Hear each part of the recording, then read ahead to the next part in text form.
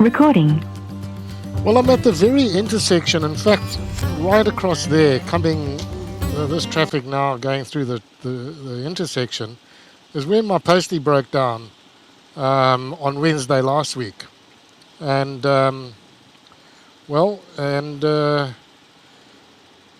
Tuesday this week, so it's been a full week, and my Postie is back in action.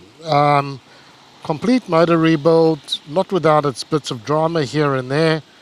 But Mark at Dream Adventure Motor did a fantastic job.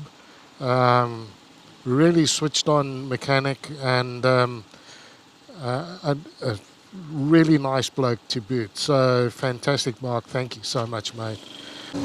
Basically cost me more, I think, in total than the Postie originally cost me. So I've paid for this bike twice.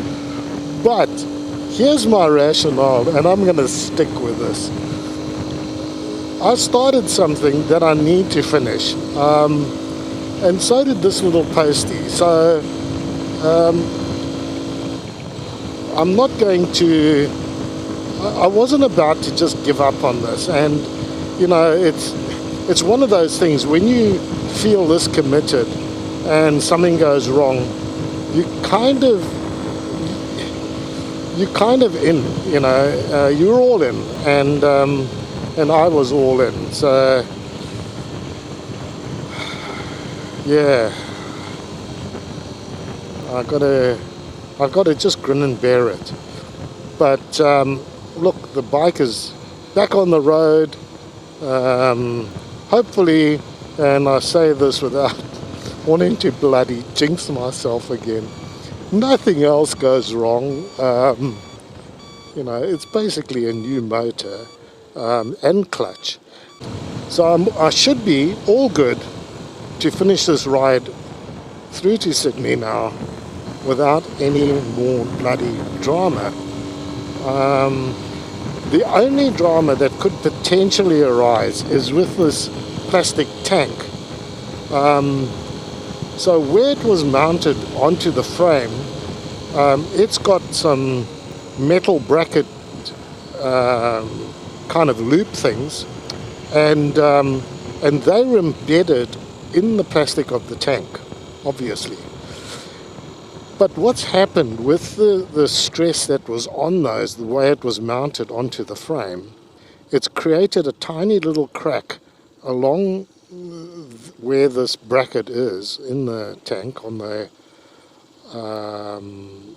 I think it's on the left hand side, and when Mark tried to refit the tank, he spotted a leak coming out of this crack. Not a, you know, it wasn't peeing out, but there was a leak. So he alerted me to this. So we looked at how we should do this, and we've put some epoxy there, some fuel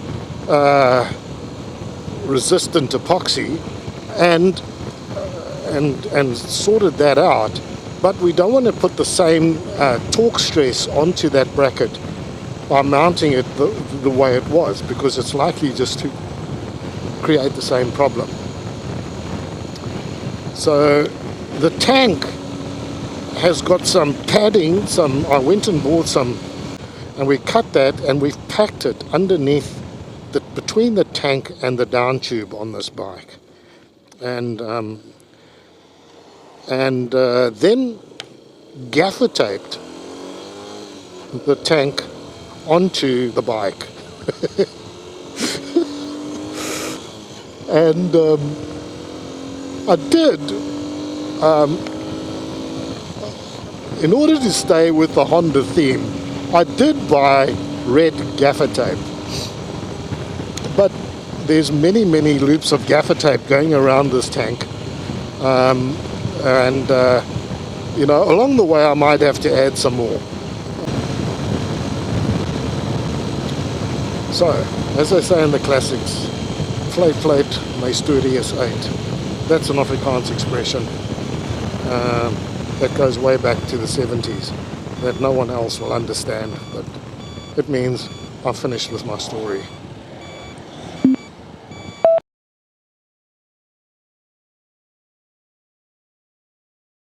Recording. Well, I'm pushing my bike, not because it's broken down, but because it's run out of petrol. And that's because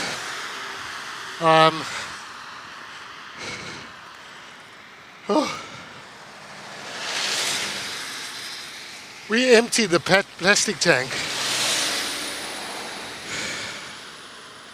to fix it yesterday, and it needed to stay empty while the epoxy cured.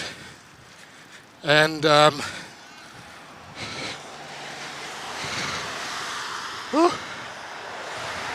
anyway,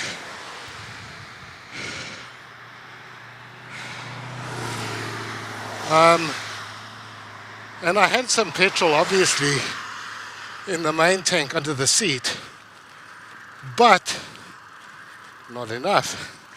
And I've just stopped along the road to ask some road workers where I might get some fuel from.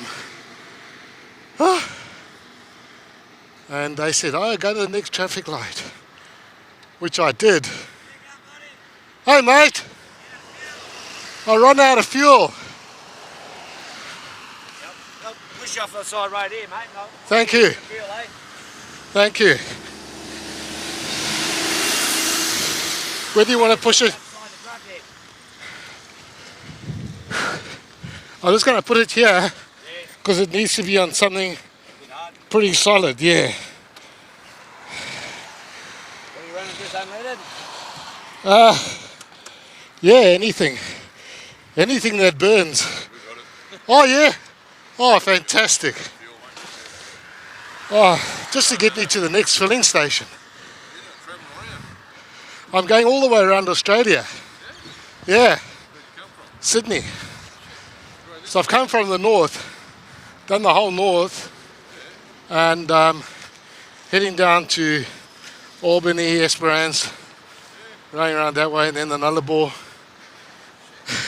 But I had my bike fixed, and the fuel tank had a bit of a leak. So we put some epoxy on yesterday, and it needed to cure, so I emptied the tank. And it's got a tank under the seat, which had some fuel. What is it, 90? It's a 110. 110? Yeah. It's done alright, hasn't it? Hasn't broken down? Yeah. I just had the whole motor rebuilt. Oh, whereabouts? Here in Mairi. Yeah. I got my camera running here, so I'm sure I've got you guys on my helmet cam, helping out. Oh, Alright, mate, safe journey. thanks guys, really appreciate that. Yeah. Alright, take it easy. Not even gonna do my helmet up, just going straight down the road. Oh, there's just one on that side. Yeah. PP. Cool. Thanks guys.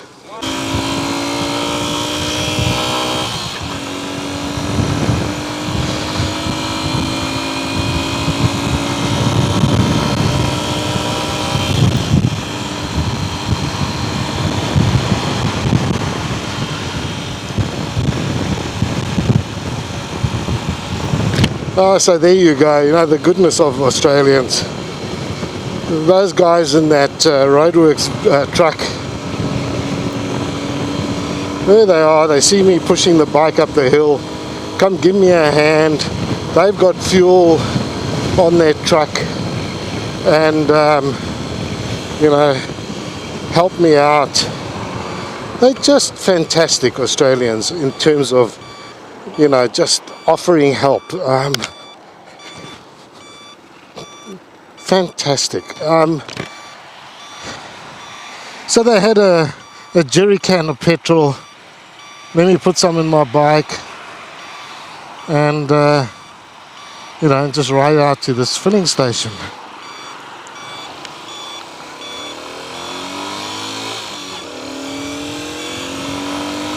Woo!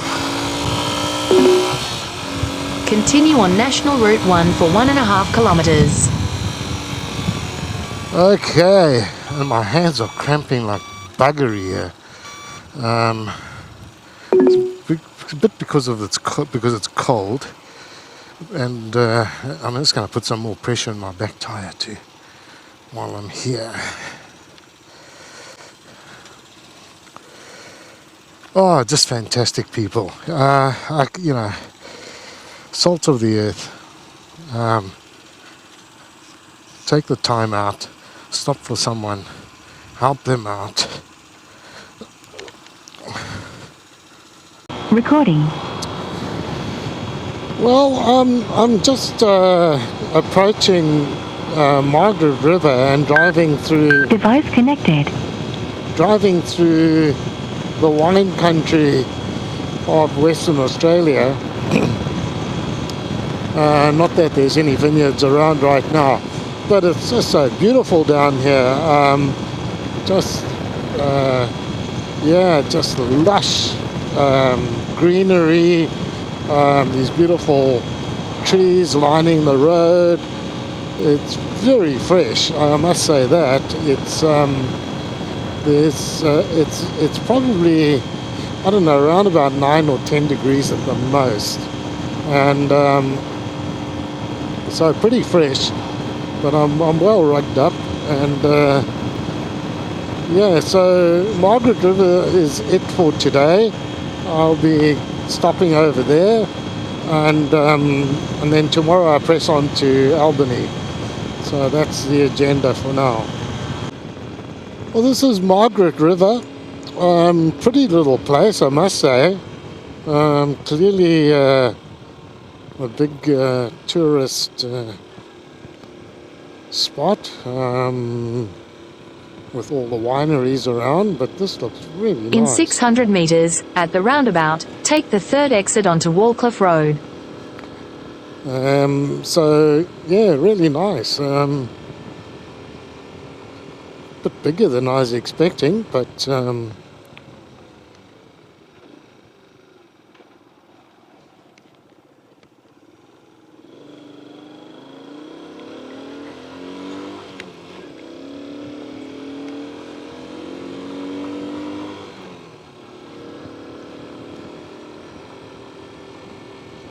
yeah, it's really nice. Wow. I think once I unload the bike, I'll come and take a little tour through the town here, see what's going on. School zones in force.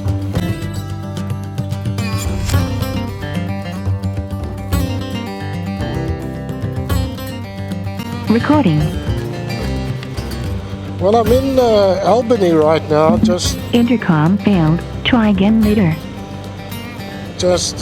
Driving from the motel I stayed at last night, which was quite nice, quite a nice spot, had a nice roast lamb dinner, and I'm going to drive in now. It's just gone 7:30, so I'm riding into Albany just to find a coffee shop somewhere where I can grab a coffee, call Cole and have a catch up with her, and then ride on to Jerramungup, however you say that. I never know how to say some of these names until I'm corrected by someone local. So for the time being, it's Jerramungup, and that's where I'm headed today, 180 kilometers, and so not a big day today. And that might give me a bit of time to do some laundry. I need to do that just to keep the rotation of the underwear going nice and smoothly. So that's on the agenda, just for your information. I'm sure you wanted to know that. And so priority now is a coffee shop. I don't need to eat. I had a big meal last night, and you kind of end up eating way too much on these trips, because I call it defensive eating. You're not hungry, you just eat because you're passing some food, and I'm going to go into Macca's here. You're passing food, and you think, oh, I might not get something decent to eat later on or something like that. So you eat, and you eat just because there's food, not because you're hungry. So I've got to watch out for that. I really do. It's something that you end up just putting the weight on because you're eating like an idiot.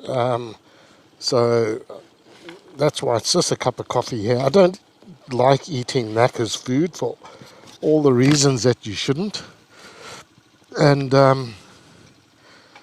but the coffee's all right. It's it's not the best coffee, not by a long stretch. But you get a consistent coffee at Macca's. It doesn't matter where you stop, you mostly get a reasonably decent cup. So that's why I'm stopping here. And catch up later. Recording. Well, according to my sat-nav, I'm currently 53 meters below sea level. I'm about to cross a river, and the Palinuk River, and it's flowing quite strongly. Now, if I'm indeed 54 meters as I am now below sea level, well, surely the sea is going to be draining into this river. Or the river's flowing inland, which it didn't look like it was.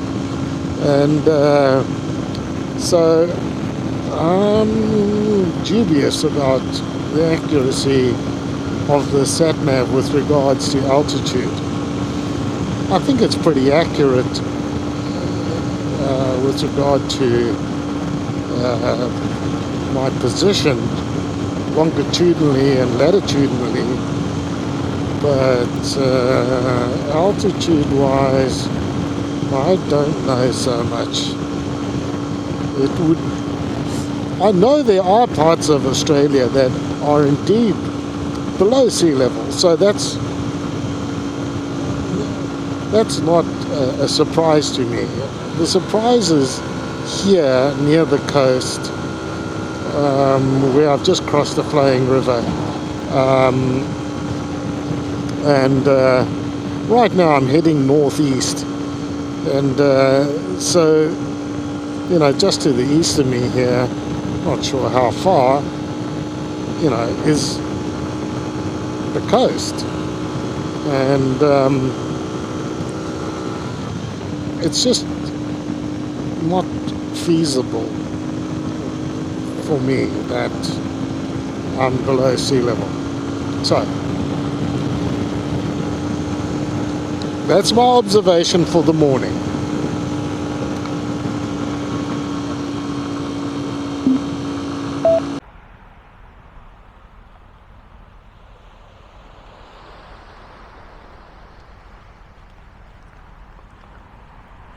So this is the harbour of Esperance. I'm in a motel just across the road from where I'm standing right now, and the motel actually looks in this direction, which is to the east. But beautiful bay area. This is just stunning.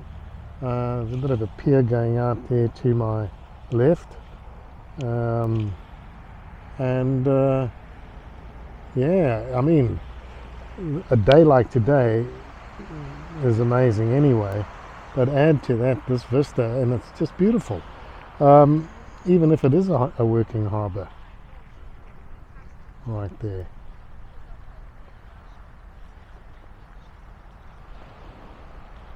Recording. Well, I'm just riding into Jiramunga at the moment. Yeah. In 500 meters, you will arrive at your destination. Okay, 500 meters, I'll arrive at my destination. I don't know where that is. Since I'm coming to A T-junction. No. It's got to be the other way.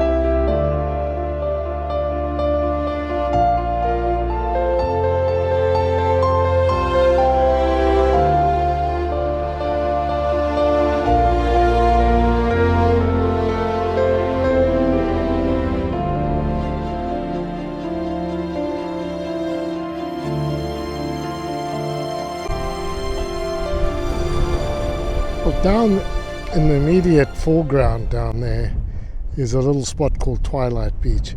I'm assuming because it's facing west. And out in this direction is the Southern Ocean.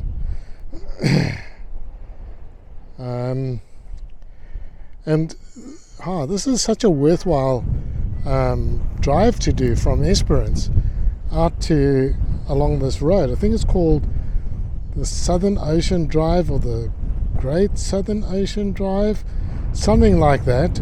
I'll put it in the as a subtitle.